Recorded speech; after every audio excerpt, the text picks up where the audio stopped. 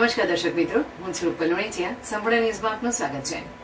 Palanpur cosy વિસ્તારમાંથી ઢુંડિયાવાડી doctor house જવાના માર્ગ ઉપર પોલીસ ચોકીની સામે વરસાદી પાણી ભરાઈ જતા વાહન ચાલકો, રાહદારીઓ તેમજ એમ્બ્યુલન્સમાં આવતા દર્દીઓ મુશ્કેલીમાં મુકાઈ રહ્યા છે. તો સત્વરે આ પ્રશ્નનો ઉકેલ લાવવામાં આવે તેવી સ્થાનિક લોકો તેમજ વાહન ચાલકોની માંગ ઉઠી રહી છે.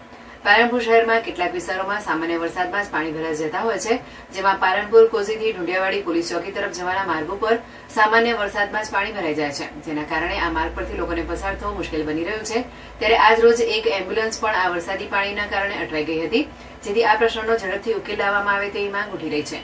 સ્થાનિક લોકોનું કહેવું છે કે આ વરસાદી પાણીના નિકાલ માટે નીચેથી લાઈન પસાર થાય છે, પરંતુ આ લાઈન ચોકઅપ થઈ ગઈ હોવાના કારણે પાણી આગળ જતું નથી, જેથી આ પાણીનો ભરાવ ઢુંડિયાવાડી પોલીસ ચોકીની સામે થઈ જાય છે, જેના કારણે કેટલીક વખત વધુ વરસાદ આવે તો અહીં રહેતા લોકોના ઘરો સુધી વરસાદી પાણી ઘૂસી જતું હોય છે.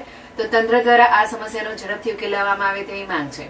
આ માર્ગ R&B વિભાગમાં આવતો હોવાથી આ વિભાગ દ્વારા યોગ્ય તપાસ કરી પ્રશ્નનો ઉકેલ લાવવામાં આવે તેવી સ્થાનિક રહીશોમાં માંગ ઉઠી રહી છે. અમારે પાણીની નિકાલ કરો સાહેબ, અમારે બહુ તકલીફ થાય છે.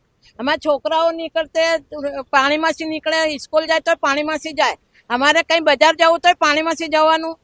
એટલું ગંદુ પાણી છે ને કે અમારે પગે મૂકવાનું મન નથી થતું. અમે આ ઢુંડિયાવાડી પોલીસ ચોકીના બાજુમાં રહીએ છીએ ને ઢુંડિયાવાડી પોલીસ ચોકીના સામે પાણી સામાન્ય વરસાદમાં બી પાણી ફૂલ ભરાઈ જાય છે.